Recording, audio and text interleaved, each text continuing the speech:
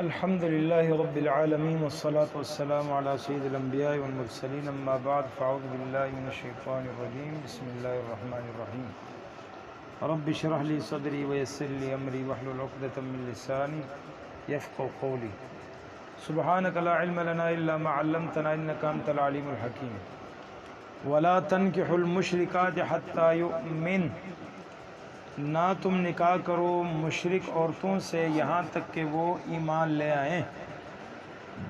وَلَأَمَةٌ مُؤْمِنَةٌ، یقیناً ایک لونڈی جو مومن ہو خیر بہت بہتر ہے مشرکہ عورت سے، وَلَوْ أَعْجَبَتْكُمْ، اگرچہ وہ مشرکہ عورت تمہیں بھلی لگے اچھی لگے، لیکن بہتر اللہ سبحانہ و تعالیٰ کے نزدیک تمہارے لیے وہ ایمان والی، چاہے وہ لونڈی کیوں نہیں۔ وَلَا تُنكِحُوا الْمُشْرِكِينَ، اور تم اپنی مسلمان عورتوں کا نکاح مشرک مردوں کے ساتھ نہ کرایا کرو، حتیٰ یہاں تک کہ یؤمنوا، وہ ایمان لائیں۔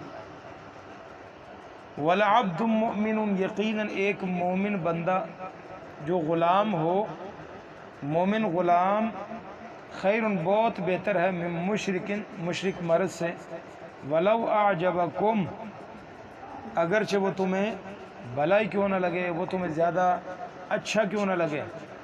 کیوں منع کیا گیا؟ اس لیے کہ اولئک یدعون الی النار، یہ مشرک تمہیں جہنم کی طرف بلائیں گے، وہ عورت ہو وہ مرد ہو تمہیں شرک پر مجبور کریں گے۔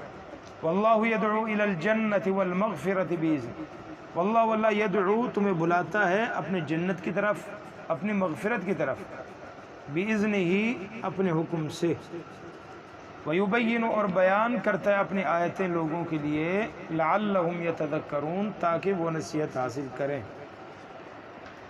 اللہ سبحانہ و تعالی یہاں معاشرے کی کچھ اصول بیان فرما رہے ہیں۔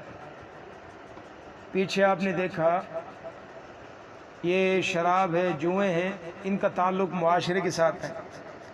پھر معاشرتی پہلو میں جو نا وہ یتیم کا ذکر تھا کہ معاشرے کے اندر یتیم کو اکیلا نہیں چھوڑنا چاہیے، بلکہ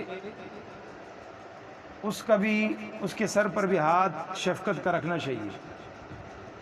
تو اب نکاح بھی ایک معاشرے کا بہت اہم جز ہے،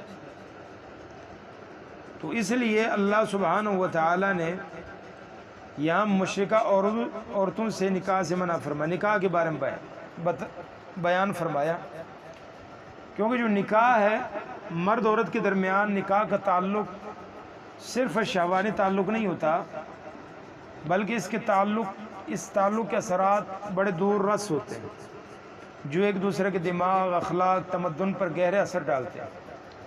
تو مثلا ایک مومن ایک مشرکہ سے نکاح کرتا ہے، تو اگر وہ مومن اپنے ایمان پختہ، علم میں بیوی سے فائق اور عزم کا پکا ہوگا تو اس صورت میں تو وہ اپنی بیوی کی کسی حد تک اپنے سسرال والوں کی اصلاح کر سکتا ہے، لیکن اگر دونوں اپنی جگہ پکے ہو تو ان میں ہر وقت معارکہ آرائی ہوتی رہے گی، ہر وقت ان میں جنگ ہوگی، وہ اس کو منانے کی کوشش کرے گی، وہ اس کو منانے کی کوشش کرے گا۔ تو اگر دونوں ڈھیلے ہوں تو وہ دونوں شرک اور توحید کے درمیان سمجھوتہ کرنے پر مجبور ہو جائیں گے، اور یہ صورت اسلامی نقطہ نظر سے قطعاً گوارا نہیں ہے۔ تو ایسی صورت کو بھی شرک ہی قرار دیا گیا۔ اگر مرد مشرک اور بیوی موحد ہو تو شرک کے خطرات مزید بڑھ سکتے ہیں، لہذا نقصان کے احتمالات زیادہ ہونے کی بنا پر ایسے نکاح کو ناجائز قرار دیا گیا، اور فرمایا کہ ظاہری کمال اور محاسن یہ نہ دیکھا کرو، بلکہ دیکھا کرو کہ ایمان بھی ہے کہ نہیں۔ اب اللہ سبحانہ و تعالی نے فرمایا کہ مشرکہ عورت سے یا مشرک مرد سے نکاح کرنے سے بہتر ہے کسی لونڈی یا کسی غلام مرد سے کرنا۔ عرب کے ہاں نہ لونڈی کی کوئی عزت و وقت تھی اور نہ غلام کی، یعنی ان کی کوئی ہوتی نا کوئی عزت، کوئی کچھ بھی نہیں تھا۔ تو اللہ سبحانہ و تعالی نے تو یہ سب اسلام نے عزت دی۔ یہ بلال حبشی رضی اللہ تعالیٰ عنہ، دیگر صحابہ، یہ پوچھنے والے کوئی بھی نہیں تھے، کوئی پوچھ بھی نہیں سکتا، ان کی کوئی حقوق نہیں ہے۔ مزدور کے بھی کوئی حقوق ہوتے ہیں، ان کو کچھ بھی نہیں، کوئی حقوق نہیں۔ تو اللہ سبحانہ و تعالیٰ نے یہاں یہ فرمایا کہ وہ اگر ان کے پاس ایمان ہے تو یہ جو گھر کا رشتہ ہے یہ ایمان کے سائے میں زیادہ سکون سے بچ سکتا ہے بنسبت اس کے جو تم دیکھتے ہو. وَلَا تَنْكِحُوا الْمُشْرِكَاتِ حَتَّى يُؤْمِنْ. تو یہاں مشرکہ عورتوں سے مراد بتوں کی پجاری عورتیں، کیونکہ اہل کتاب یہودی عیسائی عورتوں سے تو نکاح کی اجازت قرآن خود دی ہے. البتہ کسی مسلمان عورت کا نکاح کسی اہل کتاب مرد سے نہیں ہو سکتا. یعنی مسلمان مرد اہل کتاب کی عورتوں سے نکاح کر سکتا ہے، لیکن مسلمان عورت کا نکاح کسی اہل کتاب کی مرد سے نہیں کرایا جا سکتا. حضرت عمر رضی اللہ تعالیٰ نے مصلحتاً اہل کتاب کی عورتوں سے نکاح کو بھی ناپسند کیا، اور جتنے بھی مسلمانوں کی شکست کے اسباب بنے ہیں ان میں سے یہی بنے زیادہ، کیونکہ انہوں نے اپنی عورتیں داخل کر دی. نتیجے میں سارے گھر کے راز آپ کو یہ بتایا کہ صرف جسمانی تعلق نہیں ہوتا، اس کا بڑا گہرا تعلق ہوتا ہے. تو اسی لیے نبی علیہ السلام نے قرآن مجید نے منع فرمایا کہ مشرکہ عورت سے یا مشرک مرد سے شادی نہیں کرنی. ہاں اہل کتاب سے اجازت دی اہل کتاب سے اجازت دی ہے. تو اسی طرح اگر اہل کتاب سے اجازت دی ہے تو اسی طرح جو مسلمانوں میں بھی شرک کرتے ہیں وہ بھی اسی زمرے میں ہیں. وہ ان مشرکوں میں سے ان کا تعلق نہیں ہے جو دوسرے مشرک ہوتے ہیں، جو بت پرست، جو دوسرے ہوتے ہیں جو کلمہ پڑھے بغیر ہوتے ہیں، جو کلمہ بھی نہیں پڑھتے، ان کا حکم ان جیسا نہیں ہے. اسی طرح نبی علیہ السلام نے عورت کے بارے میں فرمایا کہ 4 وجوہات کی بنا پر عورت سے شادی کی جاتی ہے.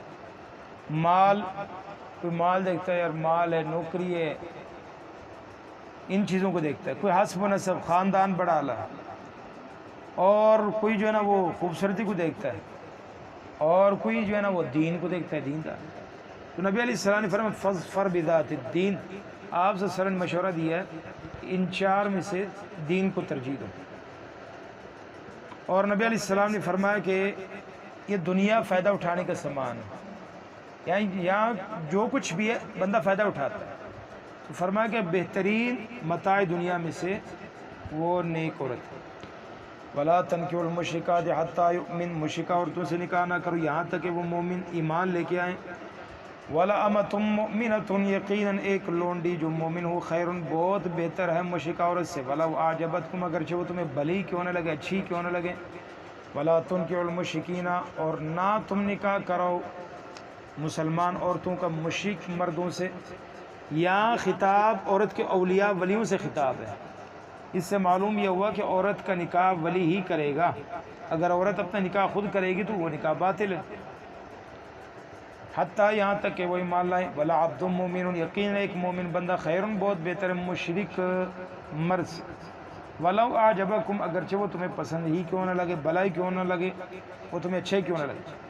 أُولَٰئِكَ يَدْعُونَ إِلَى النَّارِ. یہی لوگ تمہیں بلاتے ہیں جہنم کی طرف، جہنم کی طرف. تو اب کیا ہوتا ہے کہ بعض اوقات تو جیسے کفر کا مطلب ہے ہر چیز میں برابری، عقیدے میں برابری ہونی چاہیے. جب اس کا عقیدہ اور ہے، اس کا عقیدہ پر کیسے گھر بسے گا بھائی؟ 2 سال ہو گئے، 2 سال ہو گئے، 1.5 سال ہو گئے، بچہ نہیں ہوا جی.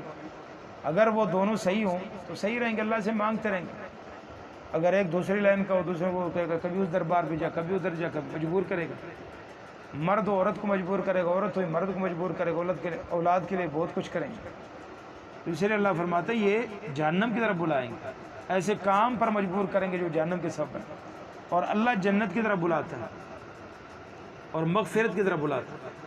وَيُبَيِّنُ. اور بیان کرتا ہے آیاتیں، اپنے آیتیں للناس لوگوں کے لیے، لعلہم یتذکرون تاکہ وہ نصیحت حاصل کریں.